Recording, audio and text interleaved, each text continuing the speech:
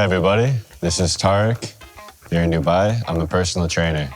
As most of you know, in a previous life, about 15 years ago, I was living and working in America, training professional athletes in the NFL, guys from the New England Patriots, where a little guy named Tom Brady made his living.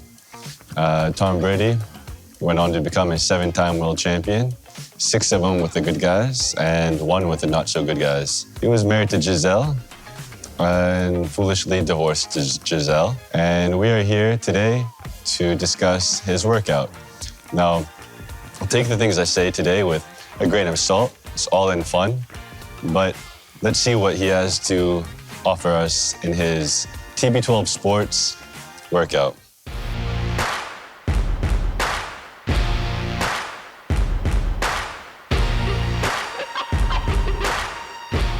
So right off the bat, I'm quite excited. We see Tom Brady working out on the beach. This is a bit of a dream of mine, to be with Tom Brady on the beach, no one else around, just throwing some balls back and forth, playing in the sand. So off to a good start. Let's see where this goes. Tom and I have actually been training together for the past 15 years. So the workout we're going to do today is based on Tom's in-season workout, just to kind of keep up with his foundation. This guy looks like he's never worked out a day in his life. Very interested to see what a man like him, with a physique like his, can show us. Things that we've done in the off-season to make sure we can maintain them during the course of the season. So we're going to run through 9 exercises today that are going to cover the full body. And here we go. So before each of our exercises, what we typically do with Tom is we will just do just an active warm-up. It'll just be a quick little... As any good coach knows, you start your workout with a warm-up. I've never really heard of an active warm-up. I think all warm-ups are, by definition, active. But again, intriguing. Be a quick little banded run, just so we can stimulate the nervous system. So what we're going to do here is we're going to get these heavy bands, and we're going to cross them over, so it's going to form an X over your chest. And then we're going to step out just enough to get a little bit of resistance. Little known fact about me, Wolverine from the X-Men is my favorite superhero of all time. So I think this might be his as well. Looks like a call out to good old Hugh Jackman. To get a little bit of resistance, and then we're going to go quick feet, quick hands. And so we'll typically do this until he just feels warm, slightly exhausted. And then we'll go ahead and right into our 9 exercises that we do. So the reason you're doing the high knees, nothing wrong with that. With your running form, you're always taught drive the knees up, pump the hands, keep the elbows 90 degrees, hands going hip to lip, drive the knees up to the hips. So that looks pretty good, off to a good start. Let's see where we go from here. So this exercise is standing rows. And what we're going to do is we're going to take our handled loop bands and we're going to attach them chest high to our band spine here. And for those of you that don't have a band spine that's attached to garage or whatever, you can use a door band spine. And what you want to do is make sure again that it's chest high. We're going to get into our correct position here. So again, make sure that our spine is straight, knees are bent, tight core, tight glutes, and we're going to simply bring these back. We want to make sure that our elbows... Okay, so what we're effectively doing here is not much.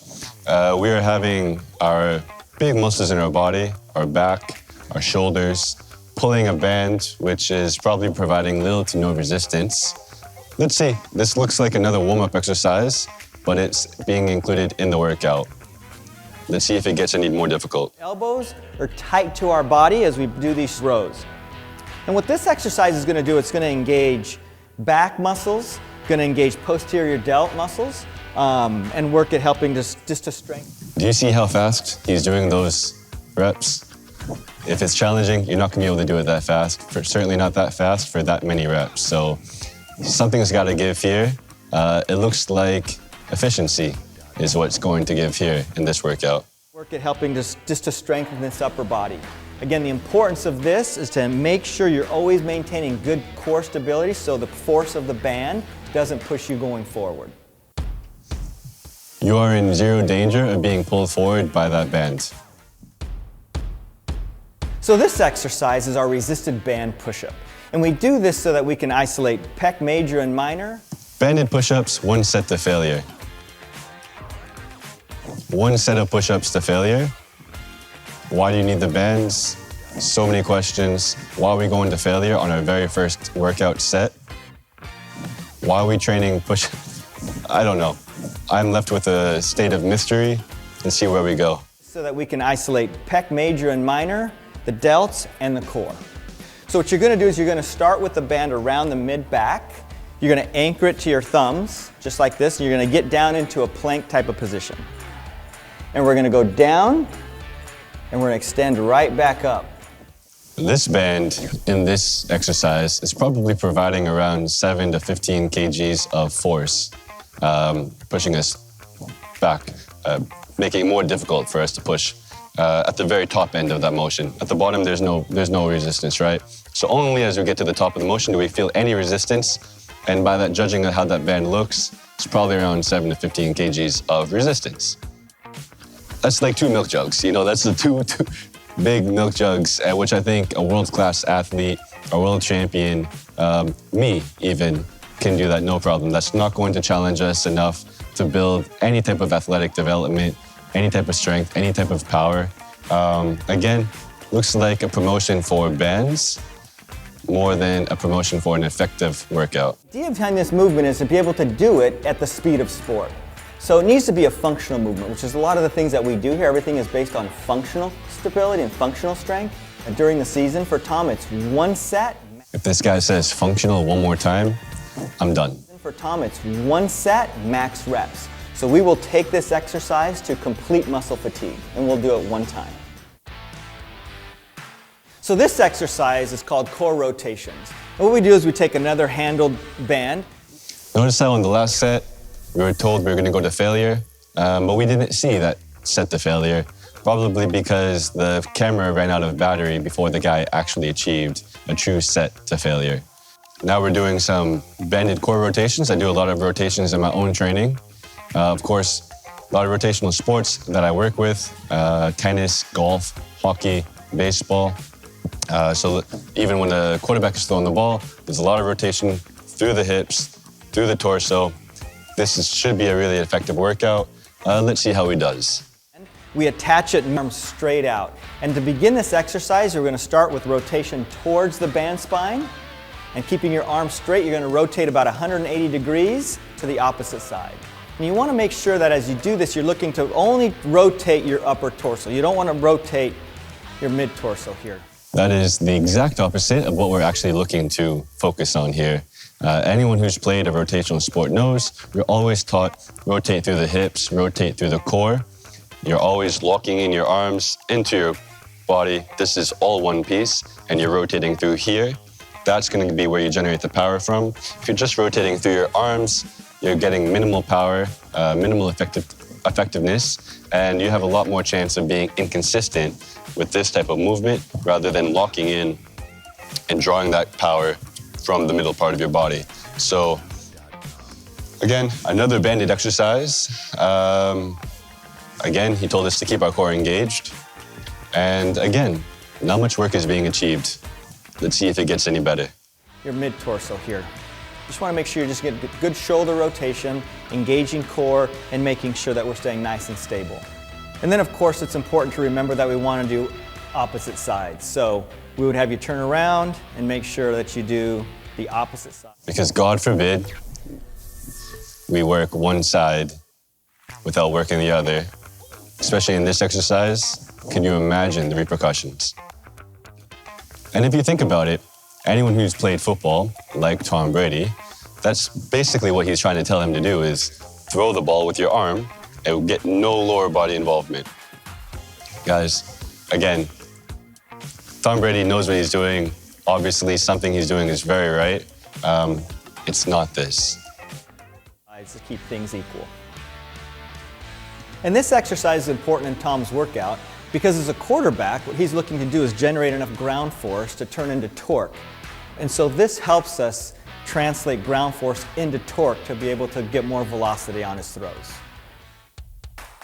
So for this exercise, Christian's going to demonstrate our deadlift. So what we're gonna do is we're gonna put the band flat on the floor. Deadlift, one of my all-time favorite exercises. We're gonna engage, again, the big muscles of our body, our entire posterior chain from our ankles all the way to our neck. So we're talking about our calves, our hamstrings, our glutes, our lower back, our mid back, upper back. Entire posterior chain is working to drive that bar up. Great exercise for athletic development and overall power. Not so sure about doing one set to failure. Again, we are, 5 exercises into the workout, and we've only done 4 or 5 sets of total work. So not sure what the direction of this is, other than being a great promotion for resistance bands. But let's see, prove me wrong. Flat on the floor, you're gonna step on the band, you're gonna keep your feet about shoulder width apart, right? You're gonna grab with your hands, you're gonna grab the ends of the band. You wanna make sure that you're sitting back, that you're sitting into your hips, that your knees are slightly bent. We wanna make sure that your knees never go over your toes and that your nose doesn't go over your toes. Up and down. And again, as a reminder, we just wanna make sure that you understand that we're engaging. I'm not sure why you wouldn't want your nose over your toes. I'm pretty sure if you look at me with a big nose like I have here, it's always over my toes. I don't feel like I'm at any more risk to doing a deadlift than anybody else. Don't do a deadlift and be aware of where your nose is. There's plenty of things that are better worth your attention during that lift. Just want to make sure that you understand that we're engaging glutes, hamstrings, quadriceps through this exercise. The reason why this is so important is because really for an aging quarterback or any aging athlete, we want to make sure that his legs stay really nice and strong. So this next exercise that we're going to be demonstrating is the bicep curl. And for this exercise, you need to put the band on. At the end there, you saw there's a little blurb that said, keep your shoulder blades back and tight. Wouldn't exactly be how I would coach that. Now, there's many different ways to cue a deadlift. I usually say, squeeze the melon. Pretend like you have a melon between your body and your arm, and you're gonna squeeze that. Another way a lot of people would like to do it is to think about bending the bar. You're effectively doing the same thing. You wanna engage the lats. If you think about squeezing your shoulder blades back, like it was written there, you're actually gonna shrug up. Yeah, and that's not what we want. We don't wanna engage here, we wanna engage here. So locking in down, squeezing the melon, bending the bar is a lot better way to think about how to do a deadlift more effectively than just squeezing back. Is the bicep curl. And for this exercise, you need to put the band on the floor. You're going to step in the band, make sure your feet are shoulder width apart, knees are going to be slightly bent. Grab the band with your hands at about waist level, and then we're going to proceed into a bicep curl. And while you're... Guys, I'm not sure what he has against dumbbells. He has a fully fitted out gym available to him. You could grab a pair of dumbbells, much heavier, much more effective use of his time, rather than just showing another way to use a resistance band that's giving him little to no challenge of the muscle. Why go to a full gym and use a band that you could use in your closet? Knees are going to be slightly bent. Grab the band with your hands at about waist level, and then we're going to proceed into a bicep curl. And while you're doing this exercise, you want to make sure that the body doesn't sway back and forth. You want to make sure you keep your core engaged and your glutes engaged, so you maintain core stability here. Is this even worth reviewing? I mean, we know it's coming toward us, another banded exercise, little to no challenge. I get we want to train during the season and we don't want to overload the body. We don't want to be lifting maximum weight and breaking the body down when it's already being broken down so much every Sunday. However, we do want to challenge the body enough that we are maintaining a level of strength, which lifting a band with little to no resistance is not going to do. Nice branded t-shirt he's wearing though. An exercise. So you're going to start with, again, the band on the floor. You're going to step in the band. Again, feet are going to be shoulder width apart. Knees are going to be slightly bent. You're going to bring the band up, extend it over your head. And now with your abs engaged, glutes engaged, go ahead and bring your arms back and back up in an extension. Again, it's very important to maintain feet shoulder width apart.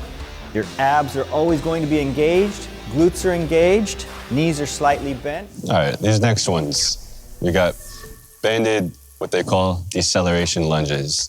Fine exercise. This would be what I would do, something like this in the warm-up about 5 exercises ago, 5 sets ago in the format of this workout.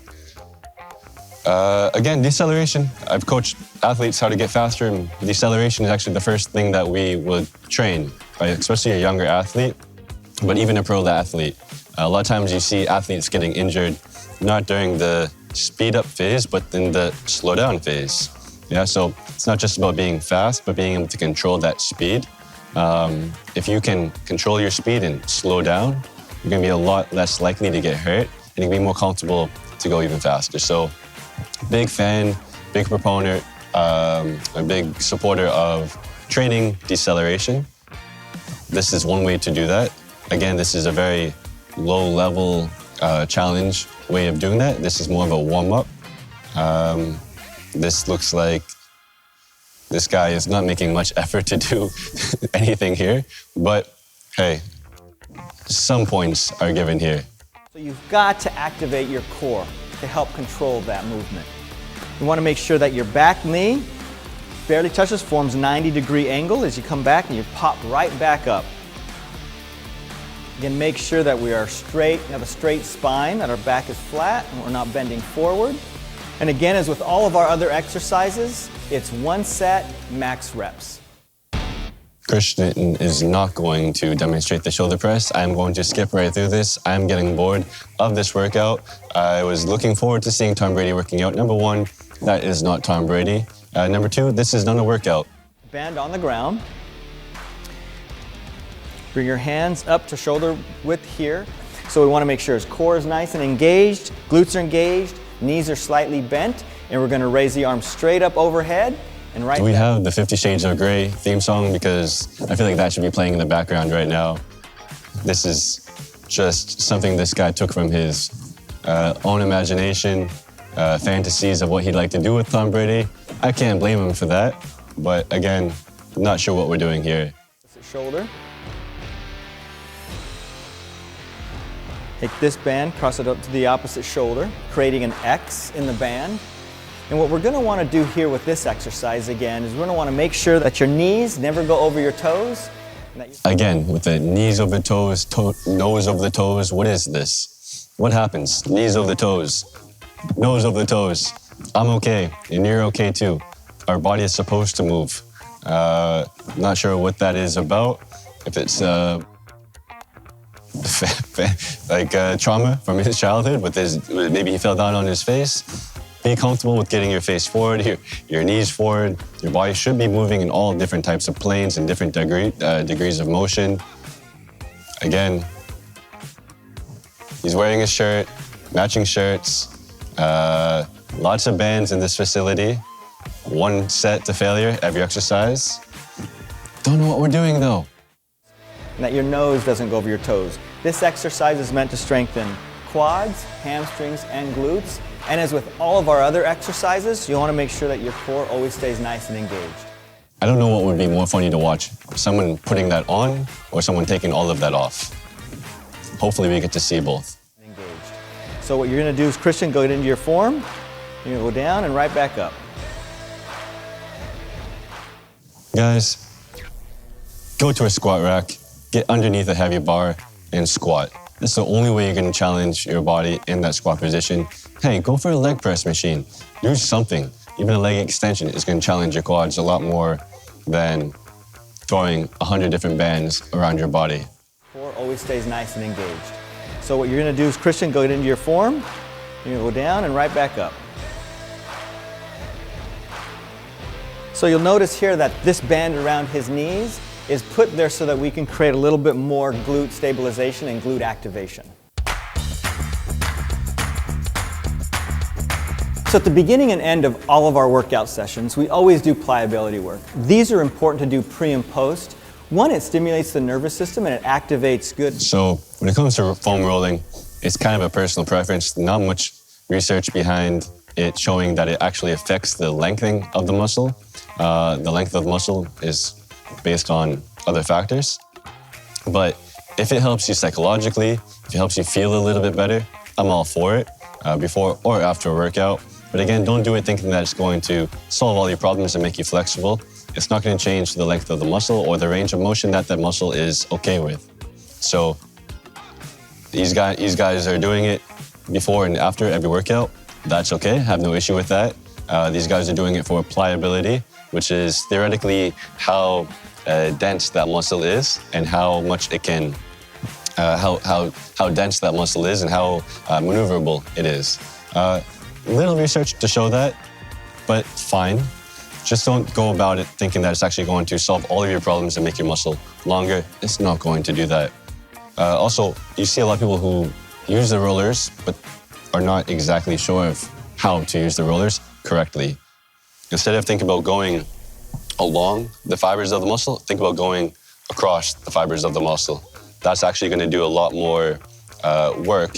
Think about getting a massage, and someone is actually kneading into the tissue of the muscle.